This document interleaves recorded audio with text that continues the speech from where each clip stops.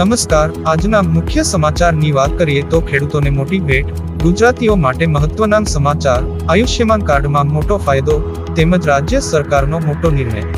આ તમામ સમાચાર જણાવું તે પહેલા અમારી ચેનલને લાઈક અને સબસ્ક્રાઇબ કરી દેવા વિનંતી।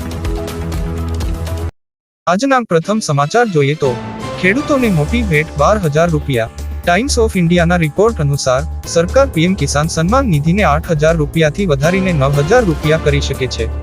અહેવાલો અનુસાર સરકાર આ યોજના હેઠળ ખેડૂતોના ખાતામાં 2,000 રૂપિયાના 4 હપ્તા અથવા 3,000 રૂપિયાના 3 હપ્તા મોકલવાની તૈયારી કરી રહી છે। સાથે જ મહિલા ખેડૂતોને સરકાર તરફથી વધારાનો લાભ મળી શકે છે। સરકાર પીએમ કિસાન સન્માન નિધિ યોજના હેઠળ મહિલા ખેડૂતોના ખાતામાં 10,000 12,000 રૂપિયા મોકલી શકે છે।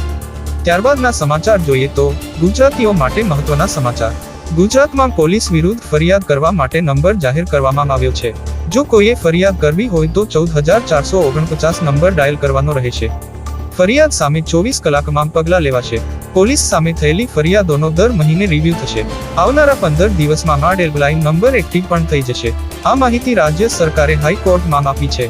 કનાગત આદેશ મુજબ આજે સરકારે એફિડેવિટ પર પોલીસ સામે ફરિયાદ નોંધવા માટે આ નંબર આપ્યો હતો। ત્યારબાદ આયુષ્માન કાર્ડને લઈ મોટા સમાચાર। આયુષ્માન કાર્ડમાં મોટો ફાયદો। સરકારી ચૂંટણી પડેલા બજેટમાં સામાન્ય લોકોને મોટી રાહત આપી શકે છે। સરકારી સૂત્રો પ્રમાણે સરકારી આયુષ્યમાન ભારત યોજના હેઠળ મળનારા હેલ્થ ઇન્સ્યોરન્સ કવરેજને વધારી શકે છે। હાલ સરકારી હોસ્પિટલમાં ઇલાજ કે ભરતી માટે પ્રતિ વર્ષ 5 લાખ રૂપિયાનું હેલ્થ ઇન્સ્યોરન્સ કવરેજ આપવામાં આવે છે। હવે સરકારી વીમા કવરને 50% સુધી વધારવામાં આવી શકે છે। જો સરકારી 50% હેલ્થ ઇન્સ્યોરન્સ કવર વધારે છે તો આ કવર વધીને 7.50 લાખ રૂપિયા થઈ જશે। ત્યારબાદ રાજ્ય સરકારનો મોટો નિર્ણય। બિનઅધિકૃત બાંધકામને કાયદેસર કરવા માટે ઇમ્પેક્ટ ફી ભરવાની યોજનામાં 6 મહિનાનો વધારો। આગામી 17 તારીખે જાન્યુઆરી 2024 સમય મર્યાદા પૂર્ણ થતી હતી। ઇમ્પેક્ટ ફી ભરવાનો સમય 6 મહિના લંબાવાયો। રાજ્યમાં અત્યાર સુધી 1.50 લાખ અરજીઓ આવી। તો હાલ માટે બસ આટલું જ। મળીશું નવા વિડીયોમાં નવી અપડેટ સાથે।